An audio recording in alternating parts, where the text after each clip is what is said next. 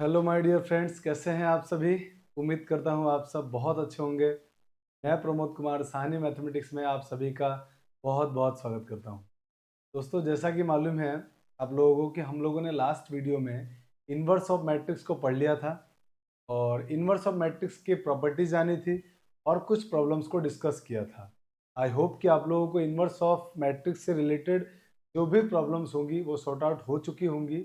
आज की क्लास में हम लोग स्टार्ट करने वाले हैं सिस्टम ऑफ लीनियर इक्वेशन। ठीक है, तो लीनियर इक्वेशंस का सॉल्यूशन क्या होगा, सिस्टम ऑफ लीनियर इक्वेशन क्या होता है, कंसिस्टेंट इनकंसिस्टेंट सॉल्यूशंस क्या होते हैं, वो सारा हम लोग इस लेक्चर में जानने वाले हैं। तो आइए स्टार्ट करते हैं आज की क्लास, जिसमें हमारा फर्स्ट टॉपिक है consistency and inconsistency of system of linear equation.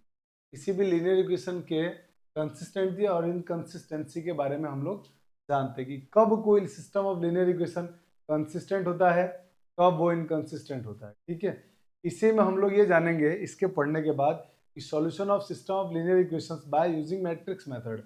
Matrix method हमारे सिलेबस में है, डिटर्मिनेंट मेथड नहीं है, तो हम लोग डिटर्मिनेंट मेथड को नहीं पढ़ेंगे। हमारे सिलेबस में सिर्फ मैट्रिक्स मेथड है, तो हम लोग मैट्रिक्स मेथड को पढ़ेंगे और उनके प्रॉब्लम्स को जानेंगे। ठीक है, चलिए आइए कंसिस्टेंट सिस्टम क्या होता है पहले उसको जानते हैं ना।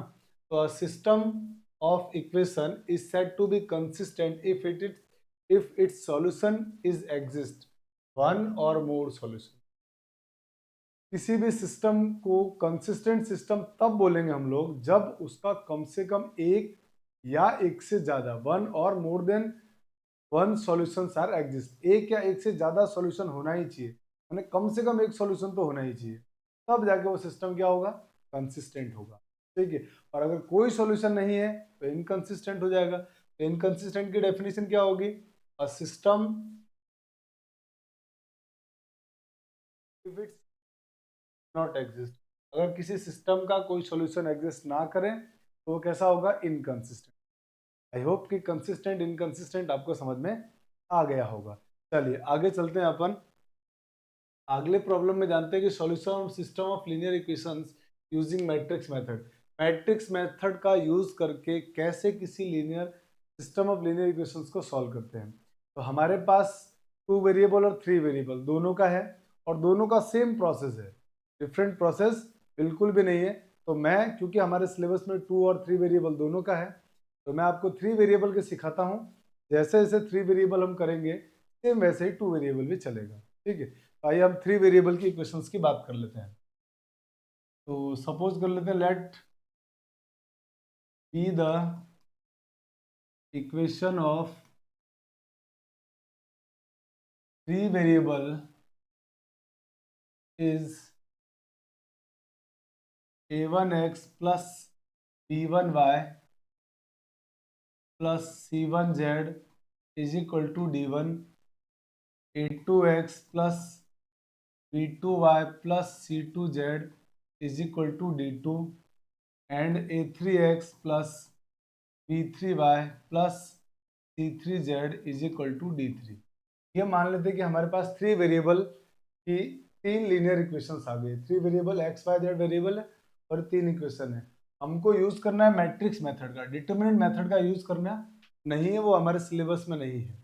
ठीक है, तो हम उससे नहीं पढ़ रहे हैं, हम सिर्फ मैट्रिक्स मेथड से पढ़ेंगे। तो हमारा सबसे पहला काम तो क्या होना था, लाइन ऑफ थिंकिंग ये होनी चाहिए कि जो भी आपको प्रॉब्लम दिया जाएगा ना, वो प्रॉब्लम पहले इस फॉर्म में होना चाहिए। अगर इस फॉर्म में नहीं है प्रॉब्लम, तो आपको इस फॉर्म में कन्वर्ट करना है। इस फॉर्म में होने का मतलब ये होता है कि जो सारे कांस्टेंट टर्म है ना, वो सारे आरएचएस में होना चाहिए और वेरिएबल वाले टर्म से वो इस साइड होना चाहिए। ठीक है, फिर अब आपको इसको मैट्रिक्स फॉर्म में कन्वर्ट करना है, यानी ये जो लिखा हुआ सिस्टम है ना, इसको किसी भी तरह से मैट्रिक्स फॉर्म में बदलिए। आप मैट्रिक्स फॉर्म में जब बदलेंगे तो ये पूरी स्टोरी इस तरह से हो जाएगी, a1 b1 c1, a2 b2 c2, a3 b3 c3, into में x y z equal to में मैट्रिक्स आ गई d1 d2 d3। अब अगर आप आराम से इनका जब प्रोडक्ट करेंगे, दोनों मैट्रिक्स का प्रोडक्ट करके कंपेयर करेंगे इक्वल मैट्रिक्स से, तो आपको ये पूरी मैट्रिक्स मिल जाएगी। इसका मतलब ये हुआ कि हम इस सिस्टम ऑफ लीनियर इक्वेशन की जो मैट्रिक्स है, तो सिस्टम ऑफ लीनियर इक्वेशन है, इसको मैट्रिक्स फॉर्म में इस तरह से लिख सकते हैं। और जब इसको इस तरह से लिख सकते हैं, तो अब हम क्या करते हैं, इसको हम बोलेंगे कैपिटल ए। सपोज कर लेते हैं कि ये हमारे पास कैपिटल ए है, ये जो एक्स वाई जेड वाली टर्म आ रही है इसको कैपिटल एक्स, और इसको हमने बोल दिया कैपिटल बी। तो जैसे हमने इसको मैट्रिक्स फॉर्म में कन्वर्ट किया, तो जो हमारे पास कॉफिशिएंट है एक्स वाई जेड के कॉफिशिएंट की जो मैट्रिक्स आएगी उसको कैपिटल ए, और एक्स वाई जेड की जो मैट्रिक्स आएगी उसको कैपिटल एक्स, और जो कांस्टेंट की मैट्रिक्स बनेगी उसको बोलेंगे कैपिटल बी बोलेंगे। जब ये बी बोल दिया हमने, तो हमारा इंटरेस्ट क्या है, हमारे को तो इस इक्वेशन को सॉल्व करना है। इट मीन्स एक्स की वैल्यू फाइंड आउट करनी है। इस एक्स की वैल्यू फाइंड आउट करने के लिए मुझे ए को हटाना पड़ेगा। इसी मैट्रिक्स को रिमूव करने के लिए आप क्या करेंगे, उसी मैट्रिक्स के इनवर्स से मल्टीप्लाई कर देंगे। तो मुझे एक्स की वैल्यू लाने के लिए ए को हटाना पड़ेगा, तो मैं ए इनवर्स से मल्टीप्लाई कर रहा हूँ। ये हो जाएगा A inverse A into x is equal to A inverse into B. और अब आप बोलेंगे कि sir A inverse into A जो होता है वो आई होता है, तो I into x is equal to A inverse B. अब आप बोलोगे कि sir I into X X ही होगा, किसी भी मैट्रिक्स को उसके आइडेंटिटी से मल्टीप्लाई करने पर वही आंसर आता है, इक्वल टू। अब हम चाहे तो ये जो इनवर्स लिखा हुआ है, इनवर्स का फॉर्मूला हम जानते हैं, ए इनवर्स होता है adjoint A upon determinant A into B. इस फॉर्मूले का यूज करके हम लोग सिस्टम ऑफ लीनियर इक्वेशंस का सॉल्यूशन फाइंड आउट करेंगे। x is equal to adjoint A upon determinant A means A inverse into B. इसका यूज करके आपको इसका सॉल्यूशन फाइंड आउट करना है। तो ये फॉर्मूला पहले तो हमने जब डिराइव किया है वो इंपॉर्टेंट है, आपको इसको ध्यान रखना है, ठीक है। हर बार हम इसका यूज करेंगे। मतलब हमारा काम क्या होगा, जब क्वेश्चन को सॉल्व कर रहे होंगे ना, तो जो भी system of linear equations given है उस इक्वेशन को पहले तो इस फॉर्म में बदलिए। मतलब कांस्टेंट टर्म सारा इधर और वेरिएबल वाले टर्म सारे इधर, फिर जितने भी वेरिएबल के कॉफिशिएंट हैं उनकी एक मैट्रिक्स बना दो और उसको कैपिटल ए बोल दो, और जो हमारे पास वेरिएबल है ना उनको बोल दो कैपिटल एक्स, और जो इधर कांस्टेंट आ रहा है उनको बोल दो कैपिटल बी। फिर हमारे पास आंसर आ जाएगा x is equal to adjoint A और डिटर्मिनेंट ए इंटू बी, या ए इनवर्स इंटू बी। ये फॉर्मूले का यूज करके हम लोग इस सिस्टम ऑफ लीनियर इक्वेशन का सॉल्यूशन फाइंड आउट करेंगे। लेकिन अब इसके अंदर प्रॉब्लम ये है, सर हमको मालूम कैसे पड़ेगा कि सिस्टम कंसिस्टेंट है या इनकंसिस्टेंट है? ये भी तो मालूम पड़ना चाहिए कि उसका सॉल्यूशन है भी या नहीं है। अब अपन उसके बारे में बात करते हैं, उस कंडीशन के बारे में कि हम इस फॉर्मूले से यूज करके कैसे पता करेंगे कि सिस्टम ऑफ इक्वेशन कंसिस्टेंट है या इनकंसिस्टेंट। ठीक है, जब वो कंसिस्टेंट होगा तब तो हम सॉल्यूशन पता करेंगे ना। अगर वो इनकंसिस्टेंट हो गया तो उसके लिए कंडीशन क्या होगी, एक काम करते हैं अपन, मैं इसका इधर मल्टीप्लाई कर देता हूँ डिटर्मिनेंट ए। जब मैं मल्टीप्लाई करूंगा तो ये होगा determinant A into x is equal to adjoint of A into B. और अब हम पूरा जो हमारा स्टेटमेंट है, जो हमारी स्टोरी है ना, वो हम इसके बेसिस पर हम लोग वो कंडीशंस बनाएंगे कि कब ये system of linear equation consistent होगा और कब इनकंसिस्टेंट। ठीक है, चलिए अगली स्लाइड में चलते हैं हम लोग, और इसके इसके आप पहले स्क्रीनशॉट ले लीजिए। तो आई होप कि आप लोगों ने स्क्रीनशॉट ले लिया होगा। अब हम चलते हैं इस सिस्टम ऑफ लीनियर इक्वेशंस की कंडीशन को जानते हैं कि कब ये कंसिस्टेंट होगा कब इनकंसिस्टेंट होगा।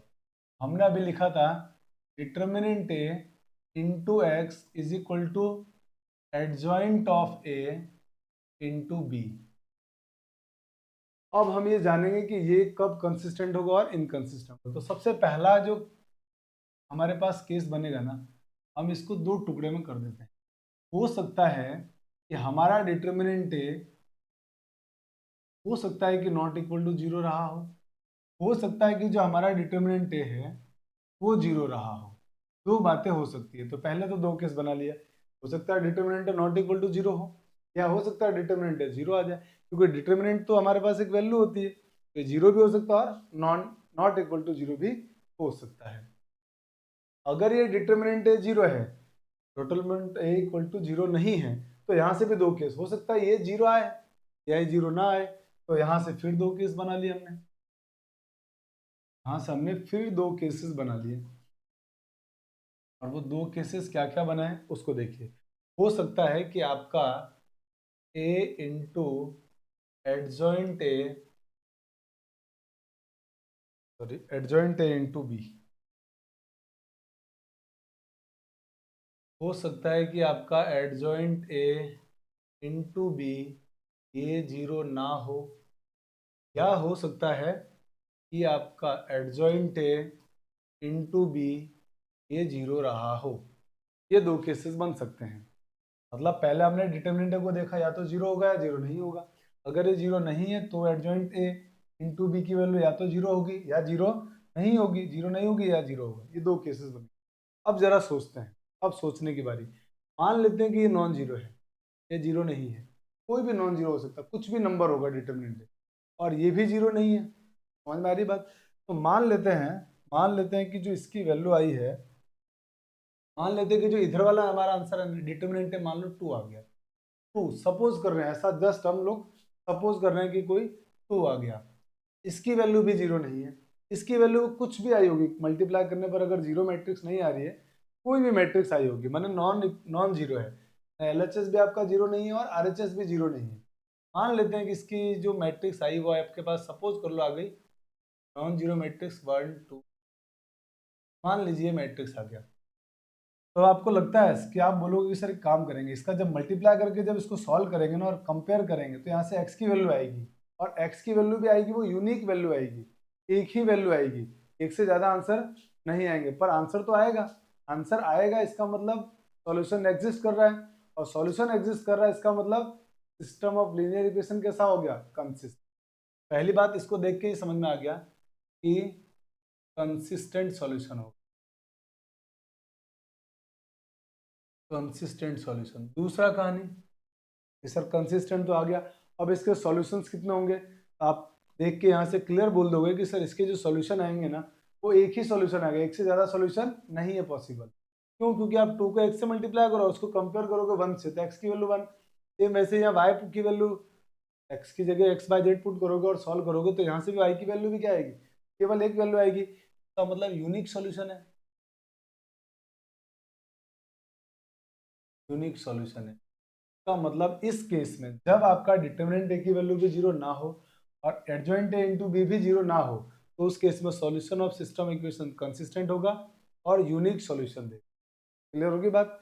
चलिए अब अपन आते हैं, इसको समझते हैं इस केस में क्या होगा।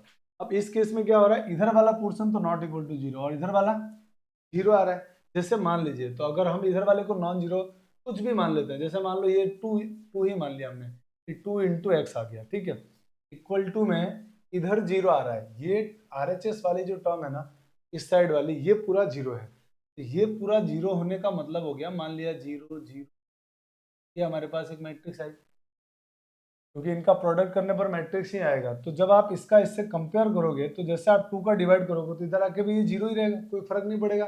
और जब x की वैल्यू आप x/z पुट करोगे और कंपेयर करोगे तो आप बोलोगे इस केस में सर आंसर x की वैल्यू भी जीरो आ जाएगा और y की वैल्यू भी जीरो आएगा और z की वैल्यू भी जीरो आएगा। तो आप देख पा रहे हो आंसर तो आ रहा है, आंसर आ रहा है मतलब सॉल्यूशन एग्जिस्ट है, और सॉल्यूशन एग्जिस्ट है इसका मतलब कैसा हो गया,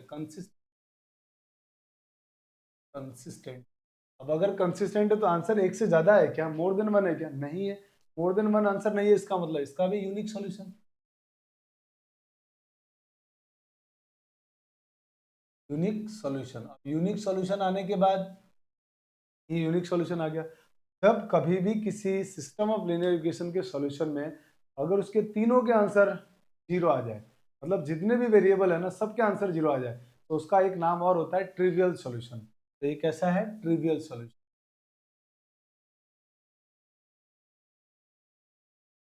ट्रिवियल सॉल्यूशन। क्यों?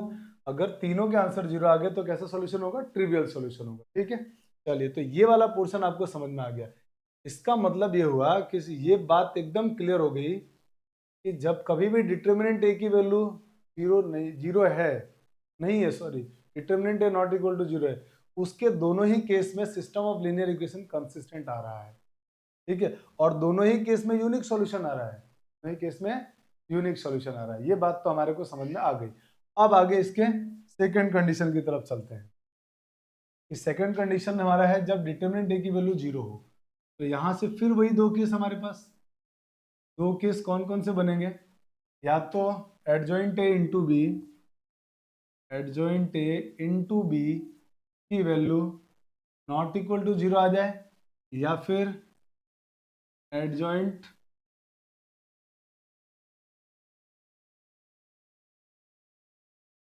एडजॉइंट ए इंटू बी की वैल्यू 0 हो जाए। ये दो केस पॉसिबल है, या तो 0 ना होंगे या 0 होंगे।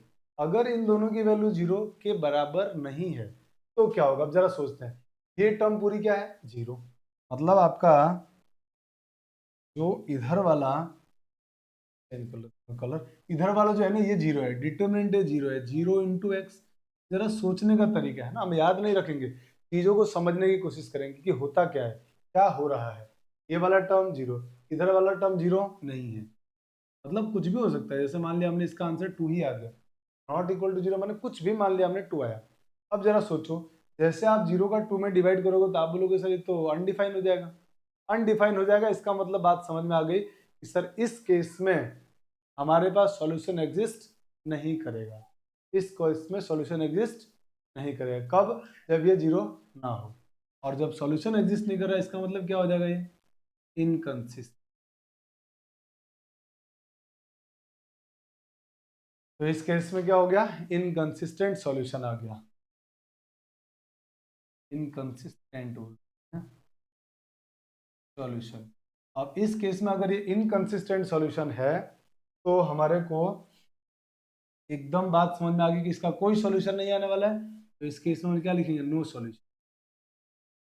तो याद रखना इसमें नो सॉल्यूशन आएगा, ठीक है। अब चलते हैं इधर। अब जरा सोचो, इधर की इस साइड वाला 0 है और इस साइड वाला भी 0 आ रहा है, ये भी 0 और ये भी 0 है। तो इसका मतलब मैं लिख दूं यहाँ पे 0 into x is equal to 0। अब जरा सोचो क्या होगा, 0 इंटू एक्स इंटू 0। तो अब जरा सोच के बताओ, कोई भी नंबर ऐसा सोचो जिसमें एक्स की वैल्यू ऐसी कुछ भी पुट करें और उसका 0 से मल्टीप्लाई करें, तो आपको मालूम है आंसर 0 आएगा। तो अब आप में से कुछ लोग समझदार लोग कहेंगे सर आप एक्स की वैल्यू कुछ भी पुट कर लीजिए, कुछ भी पुट कर लो, और कुछ भी पुट करोगे उसका जब मल्टीप्लाई करोगे 0 से तो आंसर 0 ही आएगा। तो मतलब हर वैल्यू एक्स के लिए डिफाइन है ये। और अगर एक्स की हर वैल्यू के लिए डिफाइन है तब तो एक्स के बहुत सारे आंसर पॉसिबल है, बहुत सारे आंसर पॉसिबल, मैंने आंसर तो पॉसिबल है, आंसर तो एग्जिस्ट है। आंसर अगर एग्जिस्ट कर रहा है तो कंसिस्टेंट सॉल्यूशन, आंसर एग्जिस्ट कर रहा है माने कंसिस्टेंट सॉल्यूशन। और अगर कंसिस्टेंट सॉल्यूशन है और बहुत सारे आंसर आ रहे हैं तो इसका मतलब इनफाइनेटली मेनी सॉल्यूशन। तो इस केस में क्या हो जाएगा, इनफाइनेट मेनी सॉल्यूशन। ये हमारा सिस्टम ऑफ लीनियर इक्वेशन की जो कंडीशन थी वो आया। तो आप देख पा रहे होंगे इसमें क्लियर कि सिर्फ एक ही वो कंडीशन है जिसमें system of linear equation inconsistent आ रहा है, और वो क्या है, जब डिटर्मिनेंट ए की वैल्यू 0 आए but adjoint A into B की वैल्यू 0 ना आए। इसी केस में सिर्फ इनकंसिस्टेंट है, बाकी सारे में कंसिस्टेंट है। तो अब इन चारों कंडीशंस को आपको याद रखना है। कैसे याद रखेंगे, याद रखने का तरीका ये है कि पहले तो डिटर्मिनेंट ए अगर नॉट इक्वल टू 0 है, एकदम निश्चिंत हो जाए कि सिस्टम ऑफ लीनियर इक्वेशन का सॉल्यूशन आएगा, यानी वो कंसिस्टेंट होगा। अगर ये 0 है, 0 नहीं है, तब तो आंसर तो आएगा, कंसिस्टेंट तो होगा। अब कंसिस्टेंट होगा तो या तो यूनिक सॉल्यूशन होगा। अच्छा, दोनों में यूनिक सॉल्यूशन है, दोनों में ही यूनिक सॉल्यूशन। आप इधर वाले को देख लीजिए, अगर इधर वाला 0 है तो ट्रिवियल सॉल्यूशन, तीनों आंसर 0, और इधर वाला नॉट इक्वल टू 0 है तो यूनिक सॉल्यूशन। क्लियर हो गया? याद क्या बोला मैंने, डिटर्मिनेंट ए की वैल्यू अगर 0 नहीं आए तो सॉल्यूशन आएगा और यूनिक सॉल्यूशन आएगा। उसके साथ ही अगर आपका RHS 0 दिया हुआ है तो तीनों आंसर 0 आएंगे, माने ट्रिवियल सॉल्यूशन। और भूल जाओ तो आप इससे चेक कर लेना, भूल जाओ तो इससे चेक कर सकते हो आप चाहो तो भले इधर केवल 0 लिख के भी सोच सकते हो। जैसे अगर इक्वल टू 0 लिख दिया, 2 का डिवाइड 0 में 0, 2 का डिवाइड 0 में 0, तो एक्स वाई जेड तीनों की वैल्यू क्या आएगी, 0 आएगी। तीनों की वैल्यू 0 आने का मतलब क्या हो गया, ट्रिवियल सॉल्यूशन हो गया। और अगर वो कुछ 0 नहीं आ रहा है तो यूनिक सॉल्यूशन आएगा, ठीक है। दोनों ही केस में यूनिक सॉल्यूशन आएगा। अगर इसकी वैल्यू 0 आ गई, डिटर्मिनेंट ए की वैल्यू 0 आ गई, तब यहाँ से दो बातें, या तो कंसिस्टेंट होगा सॉल्यूशन या इनकंसिस्टेंट। अगर RHS वाला नॉट इक्वल टू 0 आ गया तो इनकंसिस्टेंट, RHS वाला अगर 0 आ गया तो कंसिस्टेंट होगा। और उस केस में क्या होगा, इनफाइनेटली मेनी सॉल्यूशन होगा। और इस केस में क्या होगा, इनकंसिस्टेंट, तो कोई सॉल्यूशन ही नहीं, नो सॉल्यूशन बने इनकंसिस्टेंट। और वैसे भी आप चाहो तो एग्जांपल लेके देख सकते हो कि जब आप इसका डिवाइड करोगे तो अनडिफाइन आ जाएगा, इसका मतलब सॉल्यूशन पॉसिबल नहीं है। तो ये केस याद रखना है, बहुत काम का कंडीशन है। और मैंने बहुत सारी थ्योरी लिखने की बजाय आपको फ्लो चार्ट से बता दिया कि आप कैसे इसको याद रखेंगे। ये फ्लो चार्ट आपके लिए बहुत इंपॉर्टेंट है, बहुत इंपॉर्टेंट है, इसको जरूर याद रखिएगा फ्लो चार्ट को। और बहुत मुश्किल नहीं है, सिर्फ एक ही केस तो आ रहा है इनकंसिस्टेंट का, बाकी तो कंसिस्टेंट है। बहुत आराम से आप थोड़ा सा अगर एक दो बार प्रैक्टिस करेंगे तो याद हो जाएगा और आराम से कर पाएंगे आप सॉल्यूशन को। तो इसका स्क्रीनशॉट ले लीजिए आप। तो अब आइए एक प्रॉब्लम सॉल्व करते हैं। प्रॉब्लम हमारे पास लिखा हुआ है क्वेश्चन में कि using matrix method so that the following system of equation is inconsistent. अब आपको इसको इनकंसिस्टेंट प्रूफ करना है। तो आप तुरंत समझ गए कि सर अभी हमने पढ़ा था कि इनकंसिस्ट होने के लिए वैल्यू ऑफ डिटर्मिनेंट तो होना चाहिए 0 और एडजॉइंट ए इंटू बी यह आ जाना चाहिए नॉट इक्वल टू 0। तो अब जाके सिस्टम ऑफ लीनियर इक्वेशन इनकंसिस्ट होगा, मतलब मुझे ये प्रूफ करना है। तो ये प्रूफ करने के लिए मुझे क्या करना पड़ेगा, पहले इस इक्वेशंस को स्टैंडर्ड फॉर्म में बदल के और ए बी और एक्स की वैल्यू फाइंड आउट करें। तो आइए ए बी एक्स की वैल्यू फाइंड आउट करते हैं। तो पहले इसको स्टैंडर्ड फॉर्म में लिख दो। स्टैंडर्ड फॉर्म में लिखते बनेगा 2x plus 3y minus Z plus four को इधर RHS में लाओगे तो -4 हो जाएगा। उसके बाद दूसरी इक्वेशन है x minus y plus 2z equal to plus का 7। के बाद x plus 4y -3z equal to -5। ये हमारे पास वैल्यू आएगा। अब इसको देख के अपन ए बी एक्स की वैल्यू निकालते हैं। तो आप बोलोगे सर ए होगा मैट्रिक्स ऑफ कोफिशिएंट ऑफ, जो ए हमारा बनेगा ना वो मैट्रिक्स क्या आने वाला है, ए आएगा आपके पास जितने भी कोफिशिएंट है ना वेरिएबल के उनका मैट्रिक्स। तो कोफिशिएंट वेरिएबल के क्या क्या है, 2 3 -1 1 -1 2z का कोफिशिएंट 2 हो गया। फिर यहाँ से 1 4 माइनस का 3, ये आ गया ए की वैल्यू। फिर बी की वैल्यू -4 7 और 5।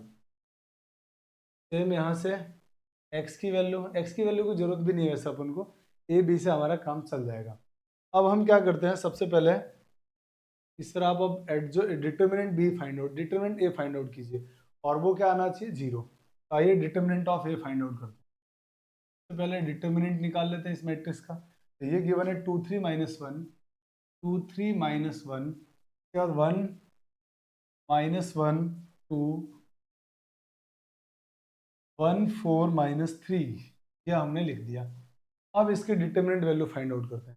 सबसे पहले 2 के लिए सॉल्व करेंगे। तो ये कॉलम रो कैंसिल, इसका मल्टीप्लाई इसके साथ 3 -8, फिर -3 लेंगे तो ये कॉलम और ये रो कैंसिल, इसका मल्टीप्लाई इसके साथ -3 -2 का मल्टीप्लाई हो गया।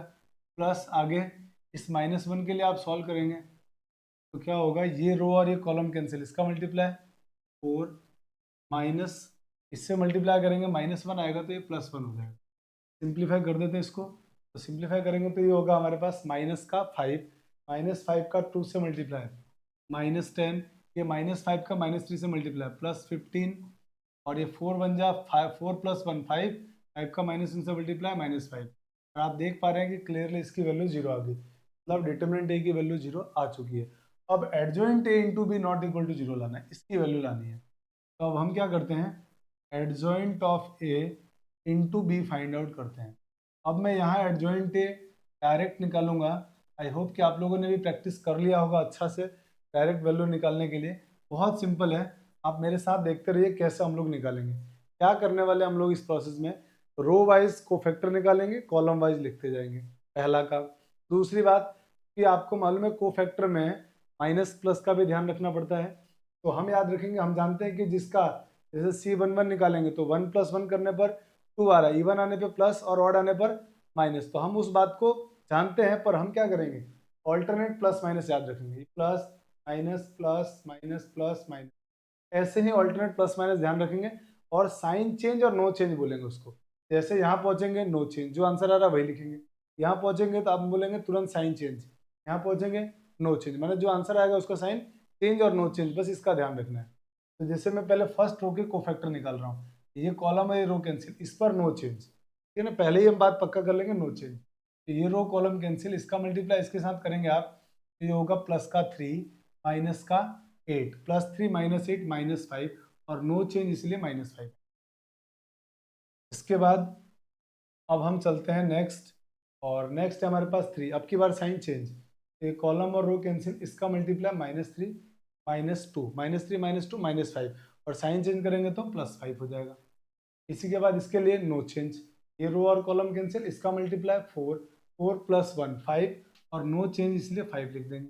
अब की बार साइन चेंज होगा, तो ये कॉलम और ये रो कैंसिल, इसका मल्टीप्लाई इसके साथ -9, और ये प्लस का 4, -9 + 4 -5, और साइन चेंज होगा इसीलिए +5। इसके बाद इसके लिए सॉल्व करेंगे तो ये कॉलम ये रो कैंसिल, इसका मल्टीप्लाई, अच्छा इस पर अब की बार नो चेंज होगा, इस एलिमेंट के लिए नो चेंज, तो कॉलम और रो कैंसिल, इसका मल्टीप्लाई -6 + 1 -6 + 1 -5, ये हो गया -5। अगली बार साइन चेंज होगा, ये रो और ये कॉलम कैंसिल, इसका मल्टीप्लाई 4 × 2 = 8 -3 8 -3 5, और साइन चेंज होगा इसीलिए -5। इसके लिए सॉल्व करेंगे तो आपकी बार no change, column row cancel, इसका मल्टीप्लाई 6 -1 6 -1 कितना होगा 5 होगा, और साइन नो चेंज। अब की बार साइन चेंज होगा, कॉलम रो कैंसिल, इसका मल्टीप्लाई 4 + 1 4 + 1 5, और साइन चेंज होगा इसीलिए -5। इसके लिए सॉल्व करेंगे तो कॉलम और रो कैंसिल, अब की बार साइन नो चेंज, इसका मल्टीप्लाई -2 -3 -5, तो ये आ गया हमारे पास एडजॉइंट। कितना आसान है देखिए, बहुत सिंपल है, थोड़ा सा कैलकुलेशन का ध्यान रखना है और थोड़ा नेगेटिव पॉजिटिव का ध्यान रखना है। चलिए अब बी मैट्रिक्स लिखते हैं, तो बी मैट्रिक्स क्या है, -4 7 और 5, ये हो गया -4 7 और 5, ये -5 है ना यहाँ, तो यहाँ -5 लगा दीजिए, माइनस, और यहाँ पर भी -5। अब इनका प्रोडक्ट करके देख लेते हैं। तो जैसे आप इस रो का इस कॉलम से प्रोडक्ट करेंगे, तो इसका इससे मल्टीप्लाई हो जाएगा 20, इससे होगा तो +35, इसका इससे मल्टीप्लाई होगा -25। अब ये तो नॉट इक्वल टू 0 आ गया, बस हमारा काम यही से बन गया, क्योंकि ये 0 नहीं आ रहा है, तो मतलब बाकी 0 आएगा तब भी नॉट इक्वल टू 0 होगा, मैंने नॉन जीरो मैट्रिक्स होगी। जीरो मैट्रिक्स क्या होती है, सारे एलिमेंट 0। तो वैसे तो आंसर आ चुका है, पर हम तीनों निकाल लेते हैं वैल्यू। इस रो का इस कॉलम से मल्टीप्लाई, इससे मल्टीप्लाई -20, इसका इससे मल्टीप्लाई -35, इसका इससे मल्टीप्लाई +25, के बाद इसी रो का इस कॉलम से मल्टीप्लाई, इससे -20, इसका इससे मल्टीप्लाई -35, और इसका इससे मल्टीप्लाई +25। आप देख पा रहे हैं कि जो भी आ रहा है वो नॉट इक्वल टू 0 है, तो हम लिखेंगे कि here determinant A equal to 0, adjoint A into B is not equal to 0, hence given system of linear equation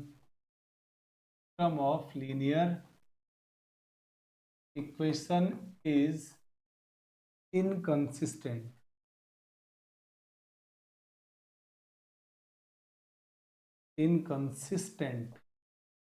ये कैसा है, इनकंसिस्टेंट सॉल्यूशन देगा, और यही बात हमारे को प्रूफ करनी थी।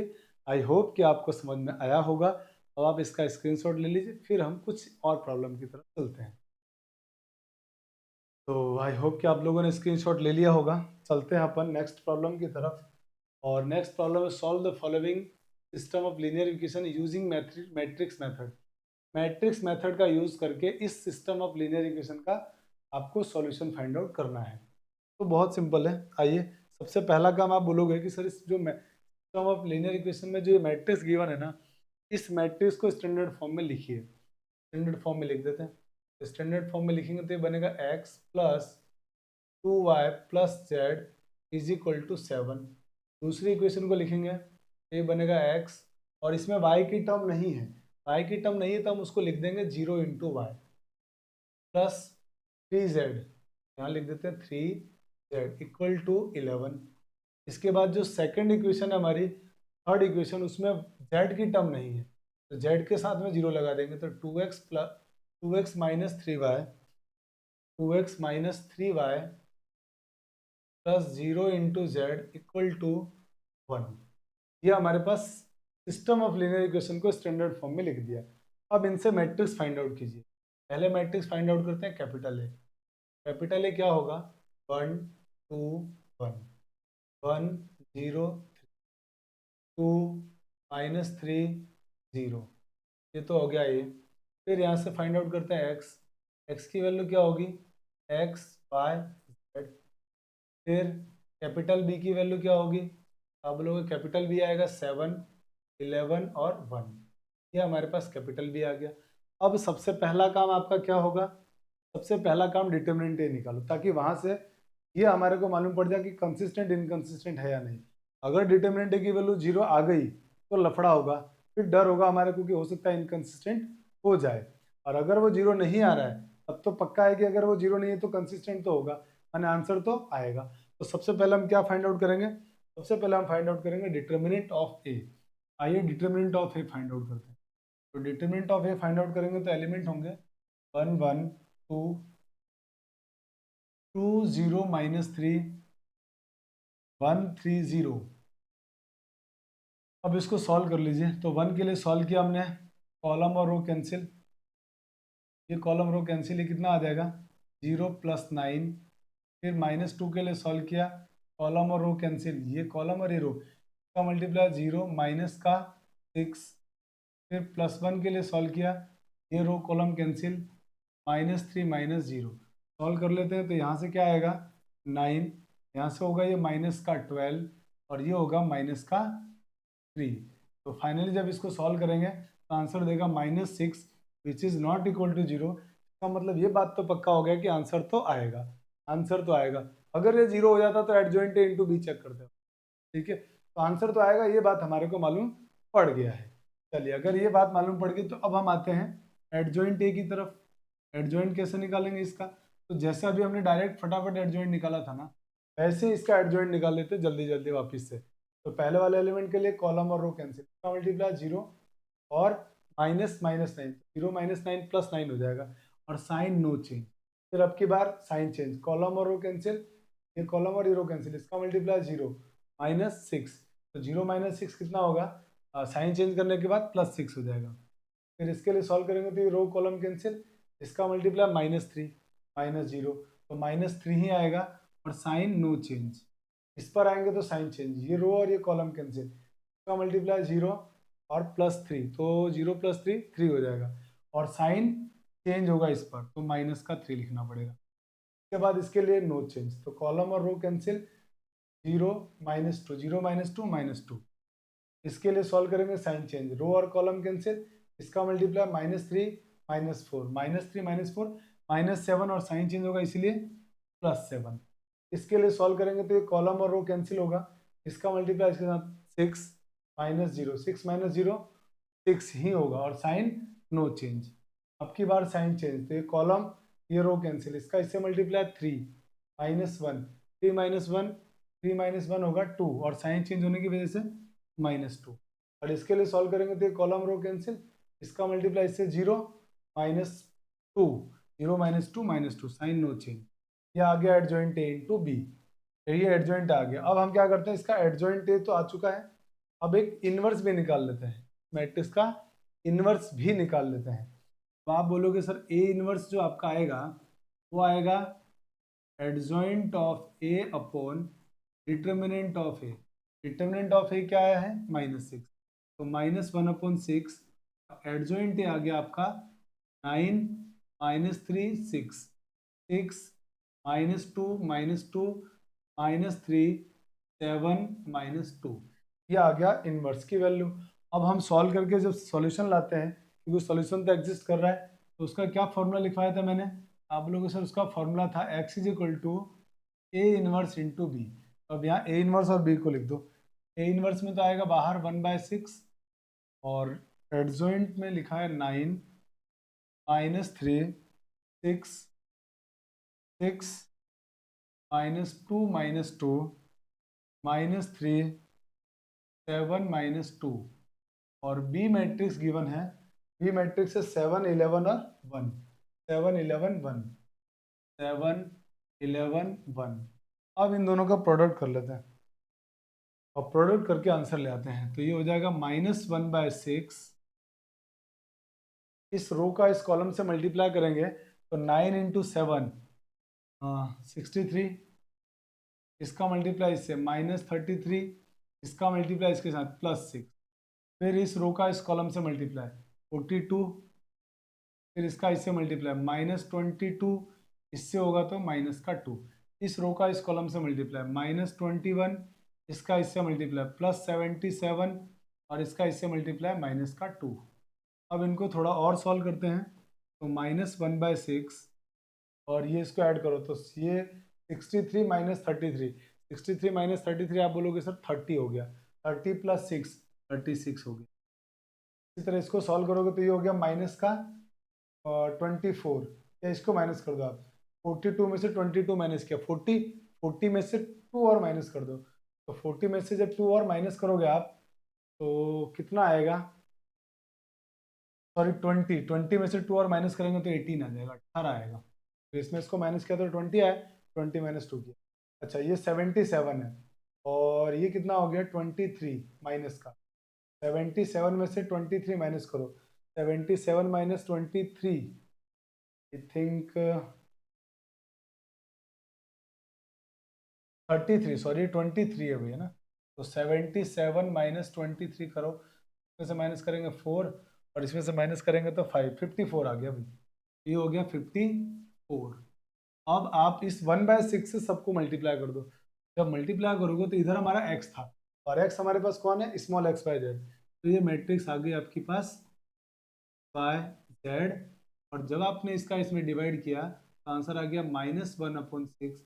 इससे डिवाइड करोगे तो -1/3, इससे डिवाइड करोगे तो -1/9।